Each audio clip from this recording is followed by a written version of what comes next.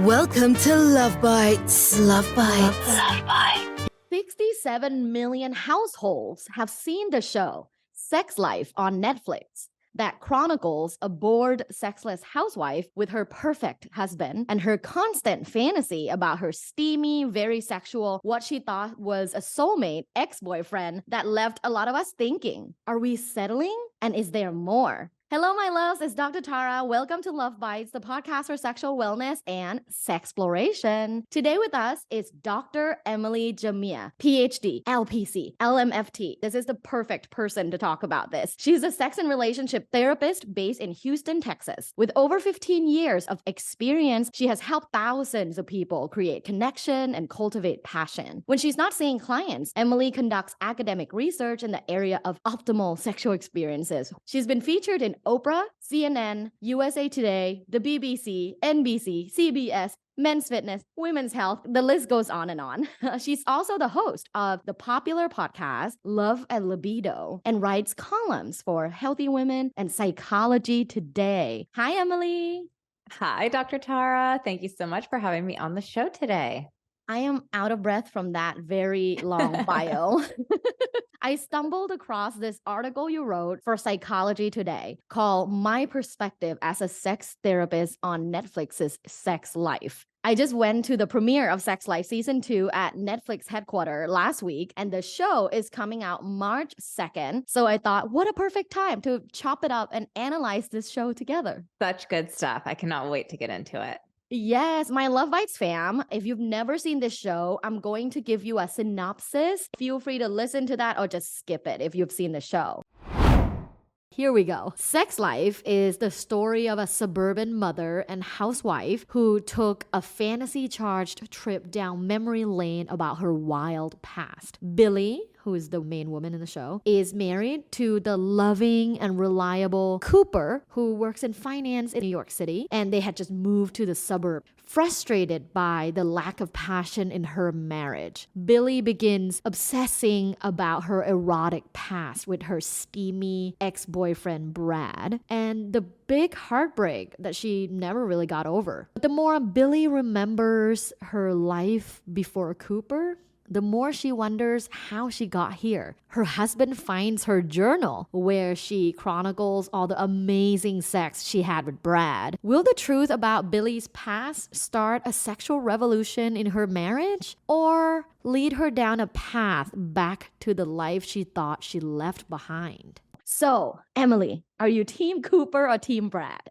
Oh my gosh, that is such an impossible question to answer. At the end of the day, I can't condone, spoiler alert, cheating. I can understand why Billie has feelings for both men and how those old feelings for Brad maybe came up against the backdrop of the stalemate that she's in her life with Cooper. Feelings are complicated. Sex is complicated, and it's not uncommon for women to fantasize about what could be with someone else when they're feeling kind of stuck or lonely in their own marriage. What inspired you to write the article on Psychology Today?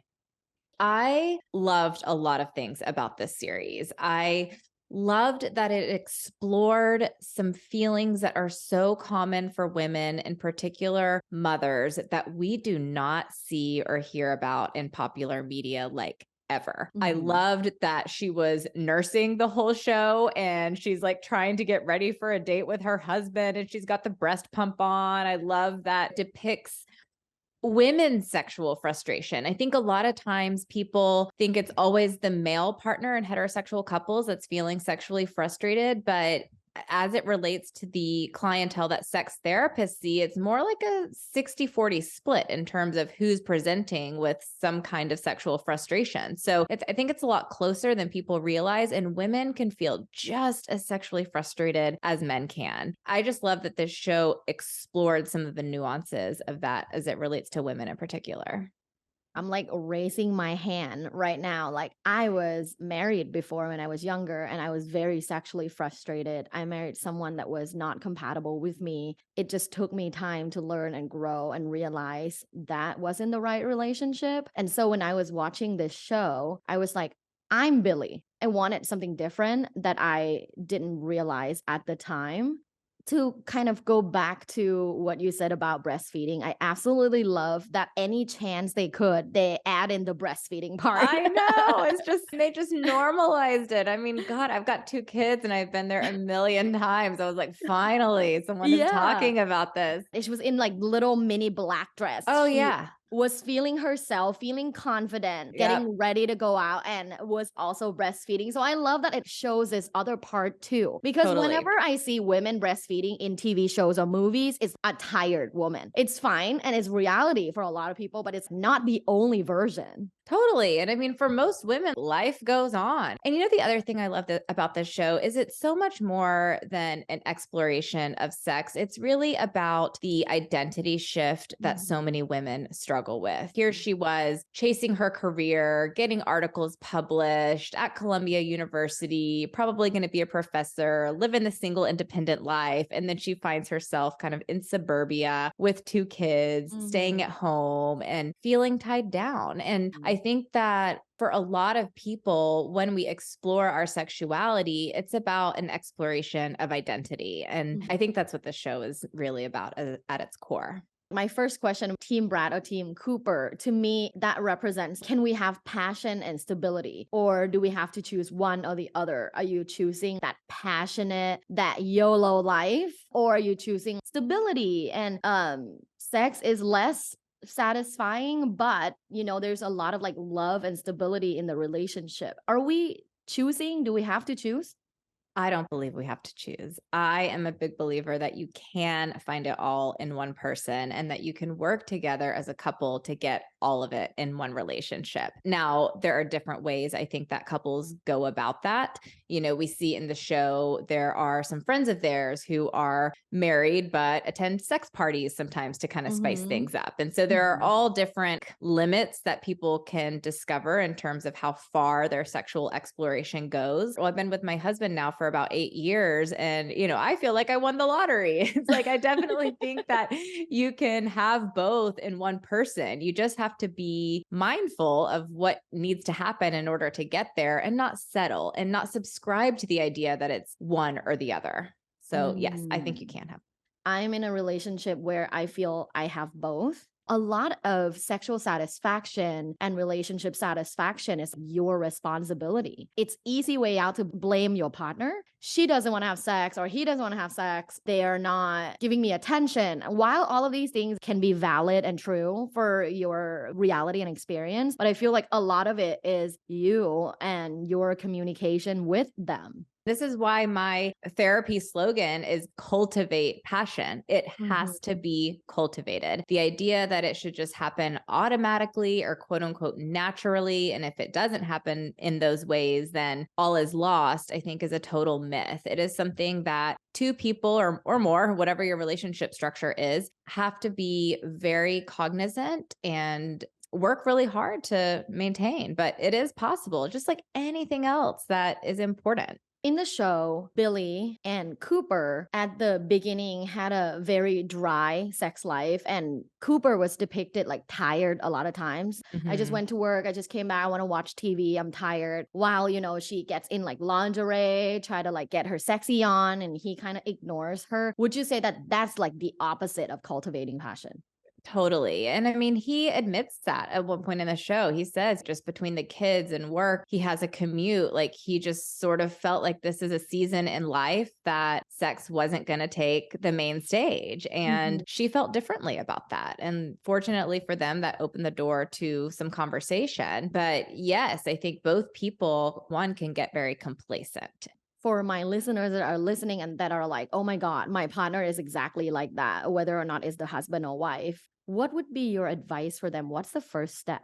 Get enough sleep because, I always come back to Maslow's hierarchy of needs. If some of those really fundamental basic needs aren't met, it is hard to get in touch with your sexuality and desire. A lot of times people put sex at the bottom of the pyramid along with sleep, food, and water, but it actually doesn't belong there because no one ever died because they didn't have sex. It might feel like you're going to die, but I promise you won't, especially for couples who are in that season of life when you've got little kids, you're both working or whatever is contributing to you feeling kind of tapped out. that's when you have to set aside some time and think about what conditions or other needs need to be met so that you can reinvigorate yourself and rediscover your sexuality mutually with your partner.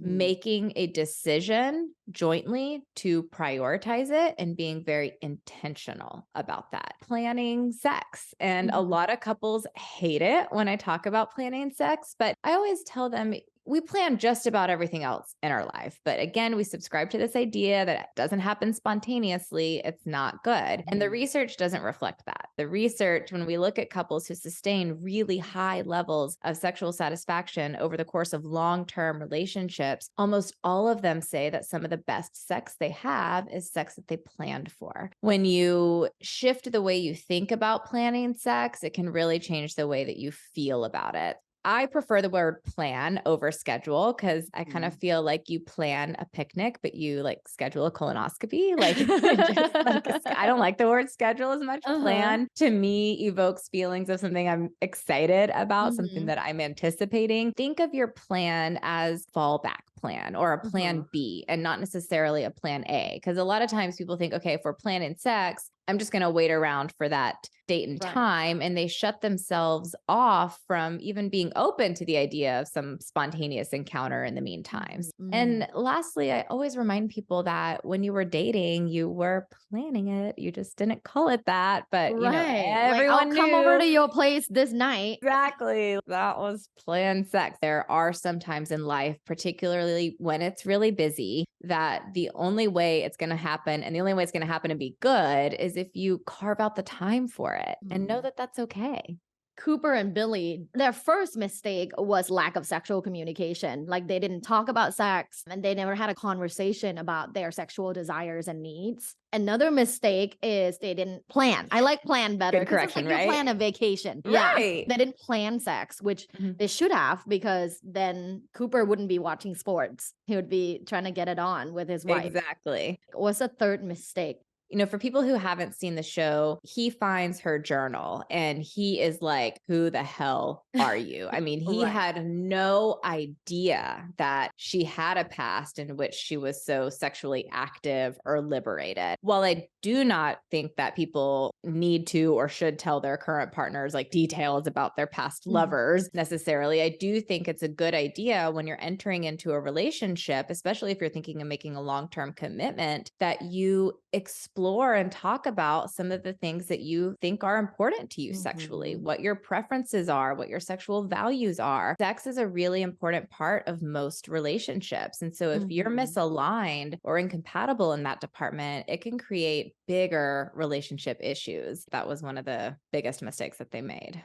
With my current husband, when we started dating, the first thing we did was talking about sex. How do we feel about it? How important is it for us? What kind of sex do we like? What was sex life like before we met each other? And I was the person that probed him because obviously he had no idea. But after my personal experience, as well as reading all this research that tells you should be having a conversation, I'm like, I'm not going to commit the same mistake again. So I'm going to ask you all these questions. And he loved it. We made it like such a routine where he will like cook me dinner and I will ask him all kinds of questions. Love it. He will also like ask me back. So it's a conversation about sex and it becomes such a big part of our relationship. I remember like one of the first things I told him is I'm very sexually active.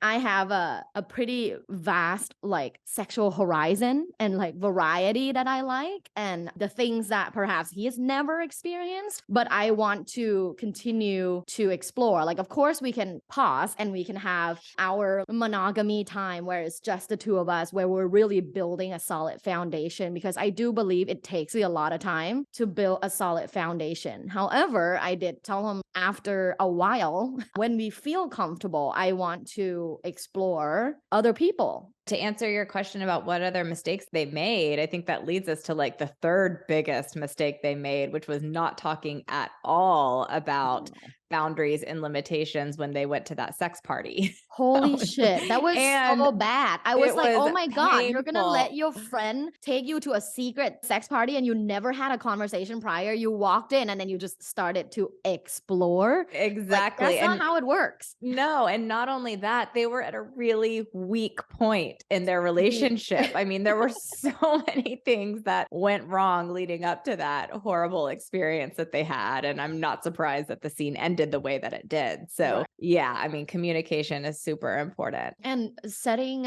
boundaries like the green light, yellow light, red light before you go to a sex party or a swingers party or any kind of sensual party, just so you're on the same page. My partner and I talk about like, what's green light? Oh, talking to other people, flirting with them. Yellow light, touching them. Yellow light is like, ask me first, get a Check in with signal that me. it's okay first. And then red light is like, absolutely not at this parties. They should have had this green, yellow, red light conversation before Totally. they went to that sex party. And then she was forced to watch, another spoiler alert, him getting a blowjob from one of her quote unquote good friends Yeah. in the suburbs. That was painful to watch. And what made it so painful is that they were in such a low, dark, confusing place in their own relationship that you can feel that it was just totally overwhelming for both of them. And so I think that's another misconception people have is the answer to your relationship problems or your sex problems is maybe just to open things up. And that is not the way you want to handle it. It's so important to do whatever you need to do to get your primary relationship in a stable place. To your point, like create a solid foundation, and that can take time before you start exploring. You can think of it as the seatbelt before you go on a roller coaster. Like you got to make sure you're strapped in, or else you're not going to be able to let go and enjoy the ride.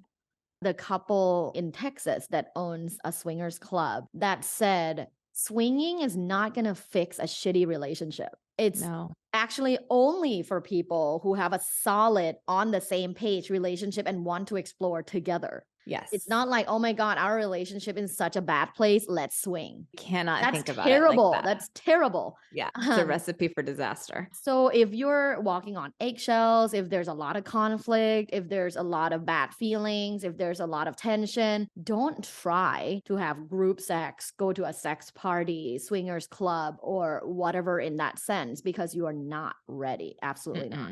Anyone listening, take notes.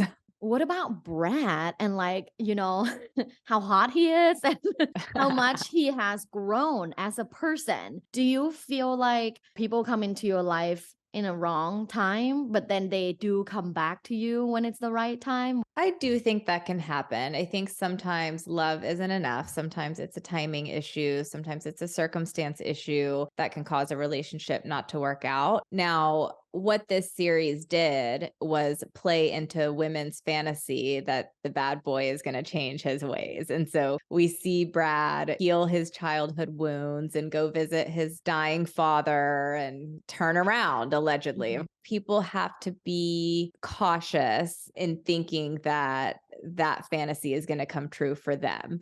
It can. People can, heal their wounds and their attachment issues and learn to be better partners. I mean, I'm a therapist. I help people with that every single day, but it's not always as simple as we see it depicted in the series. Some people feel they have settled in their current long-term relationship and that they have a great companion that they absolutely love, that they're not in love with, and that there is an authentic chemistry, connection, passion. So in this case, can we rebuild connection and grow, or should we realize that this is not for us and leave? When couples turn towards each other and they say, you know what, this part of our relationship is missing or it's lost. What do we need to do as a couple to rediscover it? That they can rediscover it. I help couples with that all the time. I would say that makes up the majority of my clientele are couples who have just lost that kind of erotic spark, that chemistry, the romantic connection. If it was never there to begin with, it's not necessarily something I can help you create out of thin air, but I can work with you to bring it back. And I saw this too with a lot of my research participants who I interviewed who were maintaining high levels of sexual satisfaction. A lot of them said there were dry spells in their relationship. There were periods where they felt really disconnected. Most of them said that was when they had little kids. I mean, that's just a really tough time for couples. And so I think that's normal. But when there is a mutual commitment and when both people do the work that needs to happen to rediscover each other, I definitely think it's possible. I've also worked with some couples where one person is gung-ho about doing that and the other person could not care less. Those are really tough cases because the person ends up finding themselves in a position where they kind of have to make a choice. Do they live the rest of their lives without that part of their identity, or do they leave their family so that they can experience that again? And that's not an easy decision for a lot of people. No, it's really tough. You're right. And there's a lot of nuances too, right? There's like finances, assets, children. If there's no kids, I feel like it's a lot easier. Definitely. Bouncing off of that, the big question is sexual chemistry. Is it like you either have it or you don't from the beginning? Or is it something that if you didn't have it at the beginning, you can still build it? Kind of yes and no. I definitely think couples can work to be more sexually connected and compatible. And that can be a really fun process of discovery. That kind of spark, that je ne sais quoi that people experience, especially in the beginning of a relationship, I don't know that that can necessarily be created out of thin air. I think there is something deeper going on. My personal belief is you either have it or you don't. I know a lot of professionals that disagree. I can see their point. We have seen many examples, or if they were like, I'm the example, where we were just friends for a few years and then, we grow this companionship, which is very beautiful. Perhaps their relationship goals are different. One of the things that's very important to me is me and my partner growing together sexually through everything else, through kids, through becoming, that's one of my values and goals. To me, not having sexual chemistry and trying to build it in the span of years doesn't sound like a good life for me. Kind of an uphill battle, I think. Yeah. It's like, oh, I have to be with this person, have mediocre sex for 5 years, and then maybe or maybe not we'll find a chemistry for each other versus, oh, wow, I have chemistry with this person and I'm going to build a solid relationship on the other aspects. My personal opinion is you either have it or you don't. I think it's important to talk about kind of the honeymoon period sex and the sex that comes later, because I think a lot of people initially feel like when the feelings start to subside that you have in the honeymoon period, that the chemistry is lost or the intensity is gone. And what I want everyone listening to hear is that is not necessarily true at all. All of the people who I interviewed who sustained high levels of sexual satisfaction, again, over the course of long-term relationships, many of them in monogamous relationships, talked about the sex that they had later on in their relationship as being the best. And I think that's because there's such a deeper level of emotional intimacy that comes with time that you just don't have in the crazy, exciting times of the honeymoon period. And that can be a lot of fun and it can feel super effortless, but it's so driven by neurochemicals. Like there's literally so much dopamine surging through your brain. It's you're like drunk. you're high on cocaine. Yeah. You're drunk in love, like Beyonce said. Yeah, precisely. Whereas the sex you have later on when you have built a life together or created children together or gone through some ups and downs together, that can feel so intense and passionate. I think when we're talking about chemistry, I don't want people to think about honeymoon period sex. We're talking more about kind of not just compatibility, but just the erotic charge that you feel with your partner. Now that I think about my relationship and like the honeymoon phase and now, that erotic charge is the same, but it's exhibited differently. Back then when we weren't so busy, we were, having sex like 3 times a day. Or now we're busy, but we still talk about sex and there's still a lot of erotic charge. I still look at him and I'm just obsessed. I'm like, oh, you're so hot. Yeah. That's and the we chemistry. have sex, depending on the week, like sometimes 3-4 times a week, sometimes once a week. It just depends. It's not the way that it was. However, that erotic charge is the same. I love this word so much, Emily, erotic charge. Oh, thanks. Yeah. It's what I experience. It's how I feel. And I love the way you said it, that it's the erotic charge is still there. It's just exhibited differently. I think that's exactly what we're trying to articulate here. In a room full of people, this is still the person I want to fuck the most. Yeah, that warmth. you mentioned a little bit about compatibility and incompatibility. And I think that a lot of my followers and listeners really want to know from a professional, like, what are some early signs of incompatibility? When there's really stark differences in how frequently you want sex, how high of a value you place on sex in your relationship. Some people, it's really important to have a strong sexual connection. Other people, it's like the last thing on their list. It's more important for them to connect around other values. Also, in terms of preferences, the degree to which you want to explore. Are you someone who is fine having sex the same way most times? Or are you someone who wants to kind of have a wider horizon? I think when there are differences in any of those domains, pay attention to the red flag. How much you value sex in a relationship, and then variety, either now or in the future. So if we were to like rate it from 1 to 10, if I ask my partner, how important is sex and sexual connection in a long-term relationship for you? You don't want a huge discrepancy. If I was like 9 and my partner is like 2, numerical incompatibility. Exactly. And I think that's kind of what we see with Billie and Cooper. She Yeah. clearly wanted to make sure that sex was maintained in her relationship, but he just didn't see it that way. He was like, working kids is my life right now. And so that's, I think, contributed to a lot of their issues. And also variety. And variety, yeah. Yeah. So if we were like, okay, how sexually adventurous are you? Or do you think you want to be in the future from 1 to 10? And again, if you're with someone who's like, ooh, I'm going to say 8. And you're like, oh no, I just want to have sex just with you, just missionary, which is nothing wrong at all. Like, Nothing I wrong. never shame people on that, because one of the best orgasms that I get is through missionary sex. But that's a problem. Right? Yeah, if you rate yourself a 1 and your partner rate themselves an 8 or 9, because that again, that discrepancy is obvious incompatibility. We know that sexual satisfaction and relationship satisfaction go hand in hand big time. So much so that sexual satisfaction can predict relationship satisfaction more strongly than the reverse. In most couples, it's important. And if you're not connecting sexually, it can create problems in other areas of your relationship.